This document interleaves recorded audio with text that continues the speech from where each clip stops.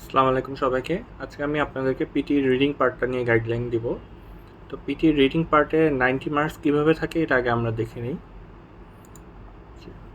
এটা একটা আনুমানিক নাম্বার আর কি। সেক্ষেত্রে দেখেন রিডিংয়ের মধ্যে কিছু রিড অ্যালাউড থেকে 22 মার্কস ওরা দিয়ে রেখেছে। তারপর সামারিজ রিটেন টেক্সট থেকে হচ্ছে 10 মার্কস থাকবে। একটা মজার বিষয় হচ্ছে যে সামারিজ রিটেন টেক্সটের যদি আপনি দুইটার মার্কস ধরেন রিডিং এবং রাইটিং, তাহলে এখানে শো করছে কিন্তু 20 মার্কস। আর সেক্ষেত্রে এসের থেকেও কিন্তু দেখা যায় যে সামারাইজ রিটেন টেক্সটের মার্কসটা অনেক বেশি ক্যারি করবে। আর সেক্ষেত্রে একটা মাল্টিপল চয়েস থাকবে, তারপর reorder, paragraph, fill in the blanks, এগুলো পরে আসি। আর দেখেন এইখানে হচ্ছে লিসেনিংয়ের মধ্যে কিন্তু রিডিংয়ের মার্কস আছে। সেক্ষেত্রে হাইলাইট কারেক্ট সামারি থেকে 1 মার্কস থাকবে এবং হাইলাইট ইনকারেক্ট ওয়ার্ডস থেকে 9 মার্কস থাকবে। এখন চলেন একটা ক্যালকুলেশন করে আপনাদেরকে দেখাই যে কীরকম মার্কসটা থাকবে। রিড অ্যালাউডে দেখেন, রিড অ্যালাউডে আছে 22 মার্কস, তারপর হচ্ছে সামারিতে আছে 11, ওকে। আর এখানে হচ্ছে এখানে 1, এখানে 9। এখানে দেখেন রিডিংয়ের মধ্যে রিডিংয়ের বাইরের পার্টগুলো থেকে কিন্তু 43 মার্কস ক্যারি করবে। সেক্ষেত্রে আমি যদি রিডিংয়ের মার্কসগুলো দেখি, শুধু সেক্ষেত্রে 1, 3, 6, 15, 22, 47 মার্কস। তো এখানে দেখেন আপনারা কিন্তু একটা রিডিংয়ের বাইরের পার্টগুলো থেকেও কিন্তু আপনাদেরকে ভালো করতে হবে আপনারা যদি রিডিংয়ে ভালো একটা মার্কস আশা করেন। আর সেক্ষেত্রে আমি দেখাই আপনাদেরকে, এখানে যে মাল্টিপল চয়েস আছে, এই দুইটা মাল্টিপল চয়েসে কিন্তু নেগেটিভ মার্কিং থাকবে। সেক্ষেত্রে আমি সাজেস্ট করবো যে এই মাল্টিপল চয়েসগুলোকে স্কিপ করে যেতে, কারণ বলে এটা আপনার সময় নষ্ট করবে অনেকটা। তো এইখানে মাল্টিপল চয়েসে আপনার 4 মার্কস থাকবে। আর আরেকটা জিনিস কিন্তু আমি আমার আগের ভিডিওতে বলেছি যে পিটি কিন্তু আপনাকে 10 মার্কস হচ্ছে ফ্রিতে দিবে, প্রত্যেকটা সেকশন জন্য 10 মার্কস। আপনি যদি কোনো অ্যান্সার না করেও যান সেক্ষেত্রেও হচ্ছে 10 মার্কস পাবেন। তো সেই জন্য হচ্ছে পিটিতে অনেকে ভিডিও করে যে দেখায় যে আমি হচ্ছে স্কিপ করে গিয়েছি, তারপর আমি ফুল মার্কস পেয়েছি। সেটা হচ্ছে এই কারণেই হয় যে 10 মার্কস যেহেতু ফ্রিতে দেয়, সেক্ষেত্রে দেখা যায় যে এখানে আপনি 4 মার্কস যদি ছেড়েও দেন সেক্ষেত্রে আপনি দেখা যায় যে 90 আউট অফ 90 পেতে পারেন। সো আমি সাজেস্ট করবো এই দুইটা অপশনকে আপনি স্কিপ করে যাবেন। আরেকটা জিনিস হচ্ছে পিটিতে হচ্ছে রিডিং পার্টে হচ্ছে সময়ের একটা স্বল্পতা সবসময় থাকে। এটা হচ্ছে যে দেখা যাচ্ছে আমার টাইমে আমি সম্ভবত 28 মিনিট পেয়েছিলাম আর কি, 28 মিনিটস। তো 28 মিনিটসের মধ্যে আপনার রিডিংয়ের পুরো পার্টটা কমপ্লিট করতে হবে। আর আরেকটা জিনিস হচ্ছে আপনি পিটি এক্সামে যখন আপনি নেক্সট দিয়ে চলে যাবে তখন কিন্তু আর প্রিভিয়াসে যে আবার কারেকশন করতে পারবেন না। আপনাকে সবসময় ফরওয়ার্ড মুভমেন্টেই থাকতে হবে। তো সেই জন্য হচ্ছে আপনাকে টাইমটা অনেক সুন্দরভাবে ম্যানেজ করতে হবে, যেন কোনোটাতে তাড়াহুড়া করে চলে গেলেন, পরে আবার মনে হলো যে না আমি একটু কারেক্ট করে আসি, এটার কিন্তু সুযোগ নেই। সো আপনাকে টাইমটাকে ওভাবে মেনটেন করতে হবে। আর আমি আপনাকে যেটা সাজেস্ট করবো, রিঅর্ডার প্যারাগ্রাফে আপনি সর্বোচ্চ হচ্ছে 1 মিনিট বা 2 মিনিট, সর্বোচ্চ 2 মিনিট আপনি দিতে পারেন। এর বেশি সময় আপনি রিঅর্ডার প্যারাগ্রাফে নষ্ট করতে পারবেন না। সেক্ষেত্রে আপনার ফিল ইন দ্য ব্ল্যাঙ্কসগুলো খারাপ হয়ে যাবে, কারণ ফিল ইন দ্য ব্ল্যাঙ্কসে হচ্ছে মেজর মার্কটা ক্যারি করবে রিডিংয়ের ক্ষেত্রে। আর আপনি যেহেতু যদি এমসিকিউ দিতে চান সেক্ষেত্রে কিন্তু আপনি শেষ করতে পারবেন না টাইমের মধ্যে। সেই জন্য হচ্ছে আপনাকে এমসিকিউটা স্কিপ করে যেতে হবে, এটা আসলে। আচ্ছা, তারপর দেখাই আপনাদেরকে, এইখানে দেখেন রিডিং কিন্তু দুইটা আছে, একটা হচ্ছে reading and writing fill in the blanks, আরেকটা কিন্তু reading fill in the blanks. Reading and writing fill in the blanks কোনটা? যেটাতে হচ্ছে আপনার অপশন থাকবে। ওপেন করি, হ্যাঁ, এটাতে হচ্ছে অপশন আছে। এটা হচ্ছে reading and writing. Reading and রাইটিংয়ের মার্কসটা আপনাদেরকে দেখাই। এই যে রিডিং অ্যান্ড রাইটিংয়ের মার্কস থাকবে হচ্ছে 22। আর ফিল ইন দ্য ব্ল্যাঙ্কস যেটা রিডিং, এটা সম্ভবত একটা কম থাকে আর কি। যদি এরকম হয় যে রিডিং অ্যান্ড রাইটিং সাপোজ ধরেন আপনার 6টা যদি আসে পরীক্ষায়, reading fill in the blanks আসবে 5টা এরকম। তো এইখানে আসলে ফিল ইন দ্য ব্ল্যাঙ্কসের ক্ষেত্রে আসলে পিটিএর কোনো শর্টকাট বা কোনো টেমপ্লেট বা কোনো কিছু নেই। সো আপনাকে হচ্ছে এটা মেনলি আপনার যদি মিনিংটা জানেন তাহলে আপনি 90% শিওর যে আপনি 90% মার্কস ক্যারি করতে পারবেন। আপনি যদি মিনিং ওয়াইজ যদি আপনি ফিল আপ করতে পারেন সেক্ষেত্রে হচ্ছে মিনিংটা জানাটাই হচ্ছে মেন ইম্পর্টেন্ট। আর যদি আপনি গ্রামাটিক্যাল রুলস জানেন তাহলে আপনি 10% ইজিলি পেয়ে যাবেন।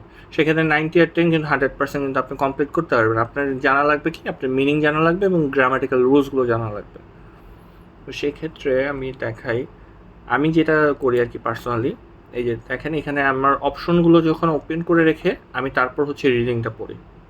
সেক্ষেত্রে কী হয়, আমার মানে একটা অপশনগুলো ফার্স্টে পড়ে নিলে আপনার তখন হচ্ছে দেখা যায় যে আপনি পুরো লাইনটা পড়লে আপনার কাছে ম্যাচ করতে সুবিধা হয় যে আপনার কোন অপশনটা চয়েস করা লাগতে পারে।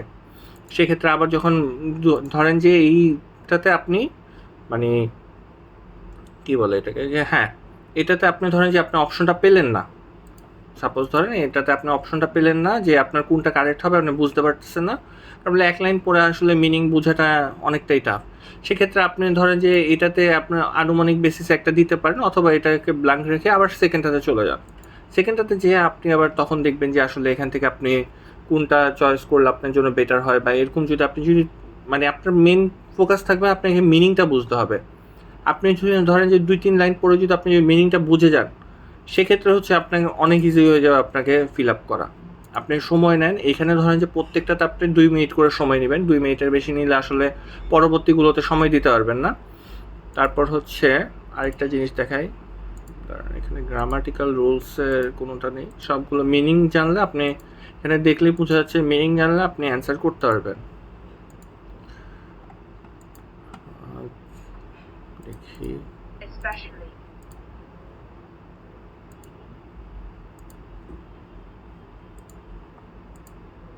হ্যাঁ, এটা হচ্ছে আপনাকে গ্রামাটিক্যাল রুলস জানতে হবে।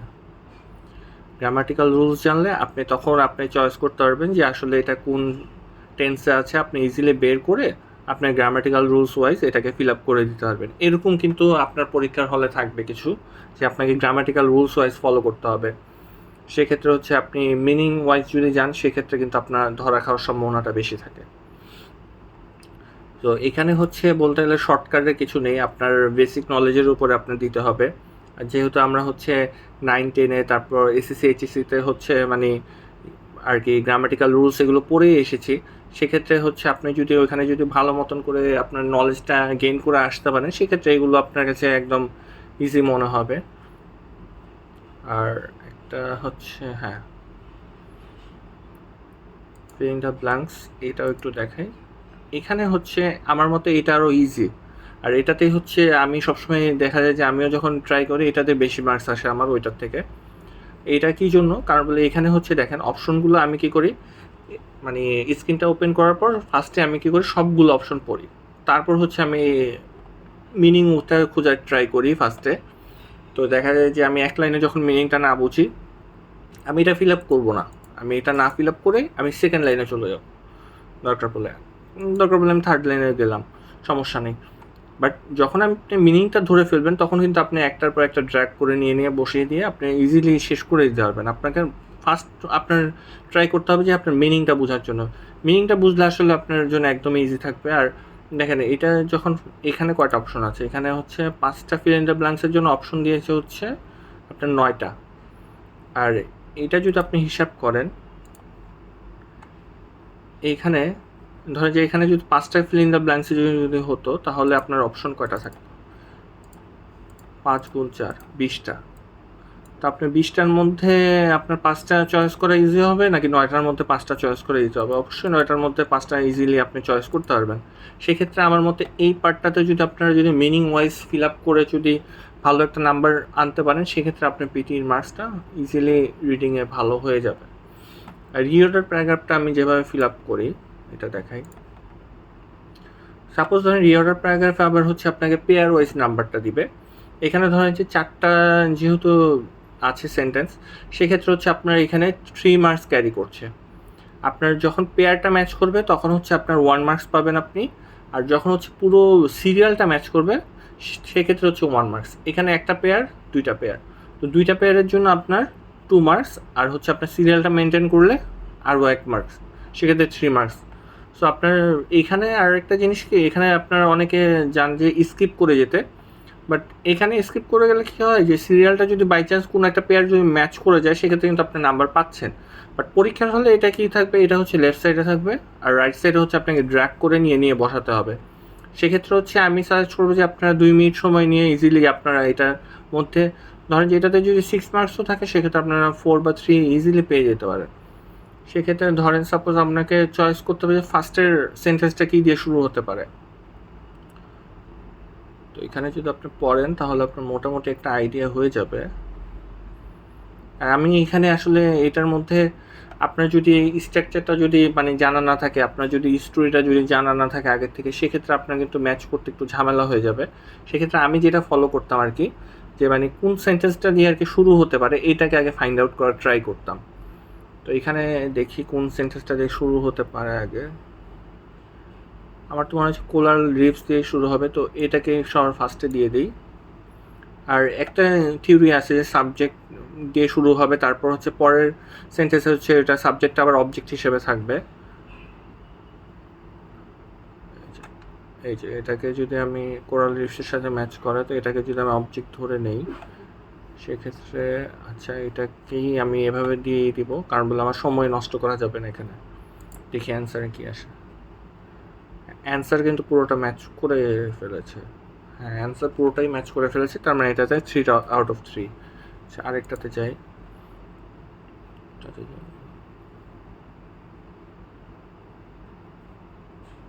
সায়েন্টিস্ট অ্যাট কুইন্স ইউনিভার্সিটি, এটা আমার মনে হচ্ছে যে এটা ফার্স্ট হতে পারে, এটাকে দিয়ে দিলাম।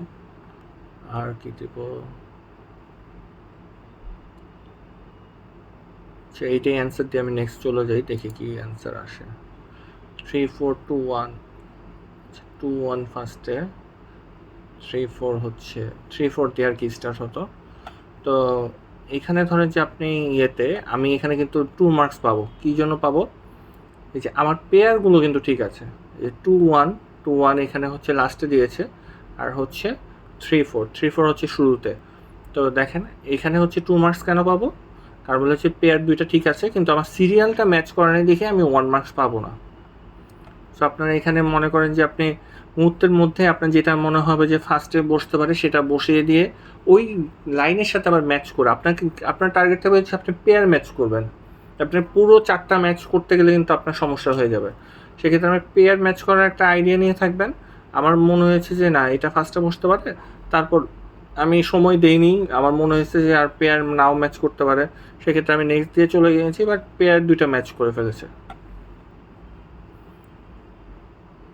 আর ইয়েতে হ্যাঁ মাল্টিপল চয়েস, এই মাল্টিপল চয়েস দুইটাই আপনারা স্কিপ করবেন। কী জন্য স্কিপ করবেন এটাও আমি দেখিয়ে দিই। এই যে দেখেন multiple choice single answer, single answer আপনি 1 মার্কস পাবেন। এইখানে আবার নেগেটিভ মার্কিংও থাকবে, আপনি ভুল করলে আবার নেগেটিভ মার্কিংও করবে। সো সেই জন্য আপনি এত বড় একটা প্যাসেজ যখন পড়তে যাবেন সেক্ষেত্রে কিন্তু আপনার সময় কিন্তু শেষ হয়ে যাবে ইজিলি। আর পিটি চাই যে এটা হচ্ছে দিয়েছে এই জন্য যাতে মানুষজনের সময় নষ্ট হয়, আর যেন হচ্ছে আপনি যদি এটাতে সময় নষ্ট করে ফেলেন সেক্ষেত্রে কিন্তু আপনি fill in the blanks complete করতে পারবেন না। তারপর মাল্টিপল অ্যান্সারগুলো দেখেন যে এত বড় বড় প্যারা থাকলে আপনি ইজিলি মিস্টেক করবেনই, কারণ বলে আপনি একবার রিড করতে পারবেন, একবার রিড করার পর সেকেন্ড টাইম আর রিড করার আসলে অপশনটা আপনি পাবেন না, কারণ সময় খুবই কম। সেই জন্য হচ্ছে এই প্যাসেজগুলো পড়ে না দেখানোটাই বেটার যদি আপনি ফুল অ্যান্সার করতে চান বাকিগুলোতে। আর পিটি নিয়ে এই পর্যন্তই আজকে রিডিং সেকশনে।